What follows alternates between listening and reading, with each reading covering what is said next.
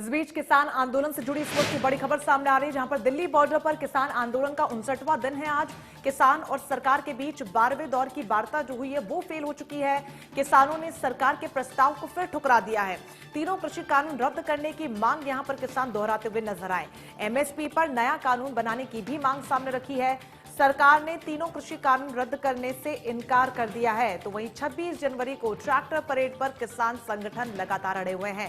हालांकि दिल्ली पुलिस ने किसानों को एक नया रोड मैप दिया है, जिसको लेकर किसानों ने एक दिन का वक्त मांगा है। इन सब के बीच किसान आंदोलन में हिंसा की साजिश का बड़ा खुलासा भी हुआ है। सिंघू बॉर्डर पर नकाबपोश संदिग्ध पकड़ा गया है। 4 किसान नेताओं की हत्या करने की साजिश थी, इस बड़ी बात का उसने खुलासा किया है। साथ ही 26 जनवरी के दिन कोई अप्रिय घटना भी घटित हो सकती थी, लेकिन उससे पहले ये बड़ी कामयाबी जहां पर संदिग्ध को धर दबोच लिया गया। पूछताछ लगातार उससे हो रही है। हालांकि बड़ा खुलासा उसने किया है कि 4 किसान नेताओं को मारने की साजिश का पूरा यहां पर दावा किया।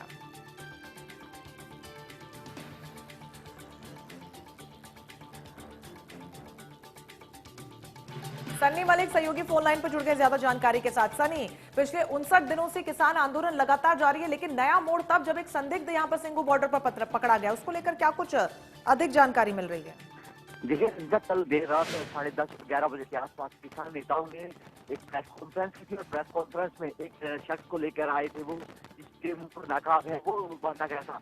उसने एक के बाद एक खुलासा किए कि एक कोई हरियाणा पुलिस का कोई इंस्पेक्टर है प्रदीप नाम का, उसने उसको हायर किया था कि 4 नेताओं की हत्या कर दी है, जिसमें उसने दावा किया है।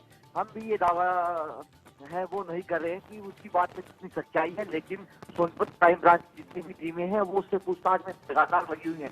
लगभग 10 घंटे की पूछताछ है वो हो चुकी है, लेकिन अभी तक सोनीपत पुलिस का कोई भी ऑफिशियल बयान है वो मीडिया के सामने नहीं आया। हालांकि डीएसपी हंसराज ने इस पूरे मामले में एक ऑफिशियल बयान है वो दिया था कि ये 9वीं फेल लड़का है और कई दिन पहले ये दिल्ली गया था और दिल्ली से जब ये लौट रहा था तो उसको किसानों ने पकड़ा है। लेकिन अब लगातार जैसे जैसे सोनीपत पुलिस से पूछताछ कर रही है और ऑफिशियल बयान जब पुलिस का सामने आएगा तो पूरे मामले का खुलासा हो पाएगा। लेकिन रंजना, बता दूं, किसानों ने कल एक प्रेस कॉन्फ्रेंस करके हरियाणा पुलिस पर आरोप लगाए थे कि हरियाणा पुलिस दंगे करवाना चाहती है आंदोलन में। लेकिन जैसे जैसे प्रेस कॉन्फ्रेंस खत्म हुई वैसे वैसे जो शख्स गिरफ्तार हुआ है अब योगेश, जो सोनीपत का रहने वाला है, उसने भी कई अहम खुलासे वो किए। लेकिन अभी तक सोनीपत पुलिस जब पूरे इस मामले को तह तक जाने की कोशिश है वो करिए। क्राइम ब्रांच सीआईए 1, सीआईए 2, उसके अलावा सोनीपत एसपी जशनदीप सिंह रंधावा इस पूरे मामले में नजर बनाए हुए हैं और जो शख्स गिरफ्तार हुआ है उससे कड़ाई से पूछताछ है वो की जा रही है। हालांकि अभी जो हमारे सूत्र हैं पुलिस के वो ये कह रहे हैं कि जो ये लड़का है योगेश, ये दिल्ली गया था और दिल्ली आते वक्त इसको किसानों ने संदिग्ध अवस्था में पकड़ा है। लेकिन ये भी हमारे सूत्र बता रहे हैं कि जो कॉल डिटेल है इस योगेश की, फेसबुक अकाउंट है, व्हाट्सएप अकाउंट है, उसको खंगाला जा रहा है ताकि इससे कड़ी से कड़ी पूछताछ हो सके और पूरे मामले का खुलासा उसके। जी रंजना। जी बिल्कुल, ऐसे में बड़ी बात ये सामने आ रही है कि 4 किसान नेताओं की हत्या करने की पूरी साजिश का भी खुलासा हुआ है। क्या इन किसान नेताओं के नामों को लेकर किसी प्रकार की जानकारी या पुष्टि हो पाई है? जी रंजन, कल किसानों ने जिस तरह से प्रेस कॉन्फ्रेंस में कहा था कि 4 किसानों की हत्या करने का ये कर रहा है और इसने भी अपने मुंह से है वो कबूल किया था मीडिया के सामने कि हाँ मुझे 4 लोगों की हत्या करनी थी और कोई प्रदीप नाम का तो इंस्पेक्टर है राय थाने का, वो इस पूरे मामले में इन्वॉल्व है। लेकिन आप दर्शकों को एक बड़ी जानकारी दे दूं रंजना कि सोनीपत अब जब मैंने इस पूरे प्रकरण को देखा और लिस्ट खंगाली सोनीपत पुलिस कर्मचारियों के इंस्पेक्टर, तो उसमें कोई भी प्रदीप नाम का इंस्पेक्टर है वो सोनीपत पुलिस में तैनात नहीं है। हालांकि जो एसएचओ है, अभी जो तत्कालीन एसएचओ है राय थाने के, उनका नाम है विवेक कुमार। तो कहीं ना कहीं ये जो साजिश है ये कहीं ना कहीं अलग ही दिशा है वो जाहिर कर रही है कि अब लेकिन सोनीपत पुलिस इस पूरे मामले में गहनता से जांच कर रही है। जी रचना। जी बिल्कुल, ऐसे में पुलिस का क्या कुछ कहना है, चूंकि पहले ही सुरक्षा को लेकर पुख्ता इंतजाम किए गए थे, लेकिन ये जो संदिग्ध है ये कहां से आया, ये बड़ा सवाल है। इन सब के बीच आगे की तैयारियां क्या कुछ होती है उसको लेकर भी लगातार निगाहें बनी रहेंगी। बहुत बहुत शुक्रिया सनी आपका तमाम जानकारी के लिए।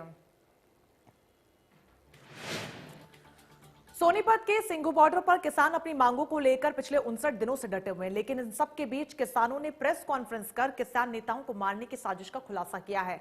किसानों ने एक संदिग्ध आरोपी को भी पुलिस को सौंपा है। गिरफ्तार आरोपी सोनीपत के न्यू जीवन नगर का रहने वाला है। आपको बता दें, इसका नाम योगेश बताया जा रहा है। इस पूरे मामले में योगेश से सोनीपत डीएसपी हंसराज के नेतृत्व में पुलिस अब पूछताछ कर रही है। हालांकि पुलिस की तरफ से इस पूरे मामले में कोई आधिकारिक बयान नहीं दिया गया, लेकिन 4 किसान नेताओं को यहां से जान से मारने की साजिश का बड़ा दावा किया जा रहा है। योगेश सिंह नाम है उसका, यही पानीपत का रहने वाला है, सोनीपत का रहने वाला है वो।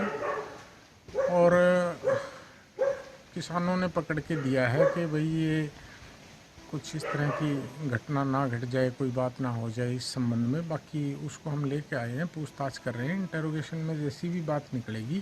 क्रिमिनल रिकॉर्ड तो नहीं है, 9th फेल है ये और 21 साल की इसकी उम्र है। ये इसने जो अभी मोटी मोटी बात बताई है पूछताछ में, वो यही बताई गई है कि ये अपने मामा के लड़के के बेटी हुई थी दिल्ली में, उससे मिलने के लिए गया था और वापस आ रहा था। तब इसको 19 तारीख को ये बता रहा है कि मुझे तो वहीं कृषि कानून के इस पूरे मसले पर केंद्र सरकार और किसान संगठनों के बीच 12वें दौर की वार्ता भी बेनतीजा रही है। बैठक में सरकार ने किसानों से कह दिया कि हम इससे बेहतर और कुछ नहीं कर सकते।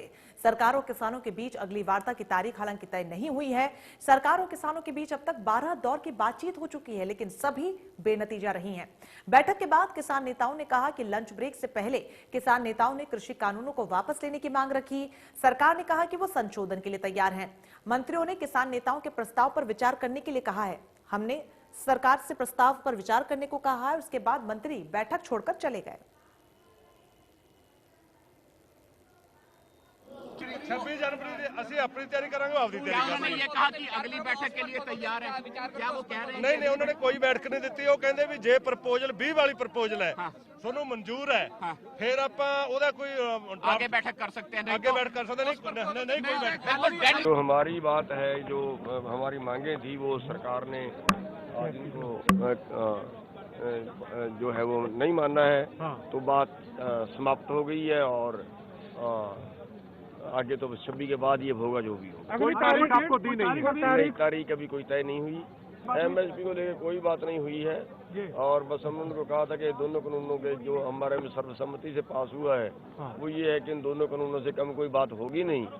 और सरकार की आपकी जो प्रपोजल है उस पर हमने कल मीटिंग की, तो उस पर सहमति नहीं बनी है, तो उन्होंने एक तरह से आगे बात समाप्त कर दी। बातचीत ये हुई कि जो उनको पहला प्रस्ताव था, उनने कहा कि हमारा वही है और आप अगर इस पर तैयार हो और घटा बढ़ा सकते हैं दिनों को, भाई 1.5 साल की जगह 2 हो जाएगा, ये हो जाएगा। मतलब ये एक उनकी तरफ से आया है, मतलब 2 साल तक वो कर सकते हैं।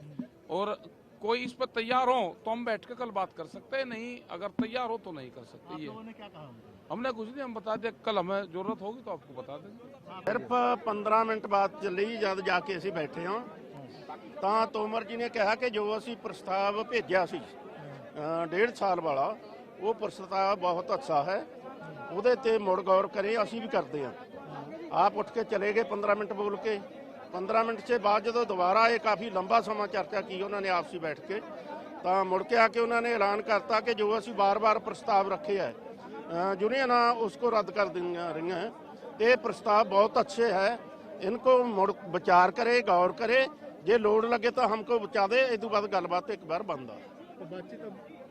हाँ बातचीत बंद है, टुट चुकी है, गलबात बंद है। मैं पहले ही कह के गया सी कि डेडलॉक आऊगा। अज की मीटिंग के विच उसकी पुष्टि हुई है। मीटिंग के अंदर जो मंत्री महोदय 15 मिनट हमसे बात करते रहे, उसमें जो हमने प्रस्ताव को ठुकरा दिया था वो बात रखेगी।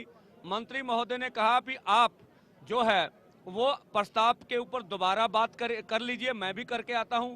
3-3.5 घंटे मंत्री महोदय आए नहीं, ये किसान आगू का अपमान है।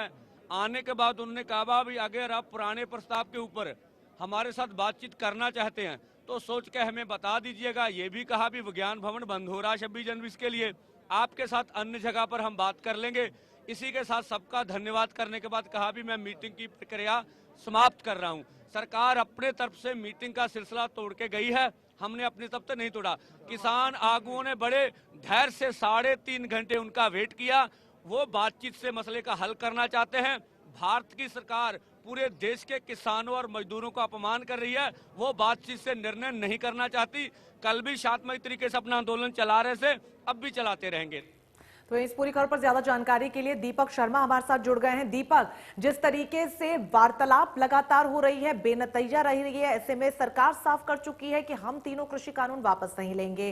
किसानों ने अपनी मंशा को साफ कर दिया है कि हम इस मांग से पीछे नहीं हटेंगे। अब किसानों के पास क्या कुछ ऑप्शन बचता है? जी बिल्कुल, जहां तक अगर इस मामले पे अब किसानों के पास बात करें तो क्योंकि किसान संगठनों ने हालांकि कल शाम को भी वार्ता करी थी और आज भी अपनी आपसी बैठक करेंगे किसान संगठन, उसमें आगामी रणनीति बनाएंगे। लेकिन कहीं ना कहीं किसानों के पास अभी बात करें तो सरकार पे दबाव बनाने का जो सरकार कहीं ना कहीं किसान भी इंतजार कर रहे थे इस समय का सबसे बड़ा कहीं ना कहीं किसानों को इंतजार था 26 जनवरी का। वो कहीं ना कहीं 26 जनवरी को ट्रैक्टर पेडिंग के माध्यम से सरकार को एक शक्ति प्रदर्शन दिखाना चाहते हैं और उसके बाद 29 तारीख से, क्योंकि अगर बात करें तो पार्लियामेंट का सत्र शुरू हो रहा है, संसद का सत्र शुरू हो रहा है, 29 तारीख से बजट सत्र शुरू हो रहा है और ये करीबन 14 तारीख तक ये बजट सत्र चल रहा है, फरवरी तक। और ऐसे में ये 15 दिन ऐसे हैं जिसमें किसान जो संगठन है ये संसद के घेराव से लेकर के अगर तमाम ऐसे मुद्दे रणनीति बना रहे हैं जिसको लेकर के सरकार पे दबाव बनाया जा सके। हालांकि जिस तरीके से सरकार की तरफ से जो प्रस्ताव दिए गए, चाहे सरकार ने इस प्रस्ताव में 1.5 साल तक की लिए स्थगित करने की बात करी और कल भी जब वार्ता हुई थी तो कृषि मंत्री ने कहा था कि केवल 1.5 साल की बात नहीं है, कमेटी बनाई जाएगी, हो सकता है 1 साल में भी निवारण हो जाए, हो सकता है 1.5 साल, हो सकता है 2 या 2.5 या 3 साल भी लग सकते हैं। लेकिन जब तक इसमें सुधार नहीं होगा, कमेटी की रिपोर्ट नहीं आएगी, तब तक कानून को स्थगित रखा जाएगा। और ऐसे में जब इन्होंने उसको मानने से इनकार कर दिया तो आखिरकार सरकार को निराश होकर के वार्ता को वहीं समाप्त करना पड़ा, अगली तारीख तय नहीं की गई। तो ऐसे में अब सरकार इंतजार कर रही है कि शायद किसान अब अपने उनको दोबारा विचार करने के लिए कहा है तो किसान अपना कुछ जवाब दे। अन्यथा में ऐसे में सरकार की तरफ से प्रयास है कि अभी भी कोई पत्र के माध्यम से जो अधिकारी है मंत्रालय के वो दोबारा प्रस्ताव भेजेंगे कि इस पर विचार किया जा सके। ऐसे में किसानों के पास फिलहाल किसान अपनी रणनीति बना रहे हैं, लेकिन कहीं ना कहीं जहां 26 तारीख की रणनीति है तो वहीं उसके बाद अगर बात करें तो संसद सत्र के दौरान भी प्रदर्शन को लेकर के किसानों अपनी रणनीति बना रहे हैं। जी बिल्कुल, ऐसे में रणनीति को लेकर क्या कुछ यहाँ पर बड़ा फैसला देखने को मिलता है, ये आने वाला समय बताएगा। लेकिन फिलहाल अगली तारीख यहाँ पर बैठक की तय नहीं हो पाई है। बहुत बहुत शुक्रिया आपका तमाम जानकारी के लिए।